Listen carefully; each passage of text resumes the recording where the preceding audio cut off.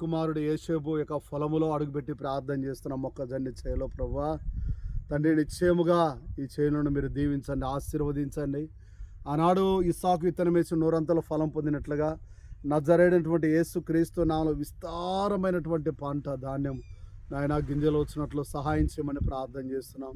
మీరు ఆశీర్వదిస్తే అది ఎన్నటికి మార్చబడుతుంది ప్రభా. ఆయా గొంగల పురుగులు, పసరు పురుగులు, మిడత పురుగులను నాయనా, పసరు పురుగులను, యేసు నామములో ఏరు పురుగులను గద్దిస్తున్నాను. మీ పంటను తినిపోయే పురుగులను నేను గద్దిస్తానన్నావు ప్రభా. నీ నామంలో గద్దిస్తుండగా నాయన మీరే దూరపరచండి. ఏ తెగులు నాయన పట్టకుండా నాయన మీరే సహాయం చేయండి నాయన, ఆశీర్వదించమని ప్రార్థన చేస్తున్నాము నాయన. అయా నీ శిలువ రక్త ప్రోక్షణ, నీ పునరుద్ధాన శక్తిని విడుదల చేస్తున్నాను ప్రభా. అద్భుతం చేయండి, నీ నామానికి మహిమ తెచ్చుకోండి, నీ దీవుల మెండుగా ప్రాప్తింపచేయండి నాయన. పొలాలన్నీ అడుగుపెట్టి తిరుగుతుండగా నాయన మీరే బ్లెస్సింగ్ చేయండి తండ్రి. అయా నీకు స్తోత్రం నాయన. ఆశీర్వాదపు వర్షము నజరేటటువంటి యేసు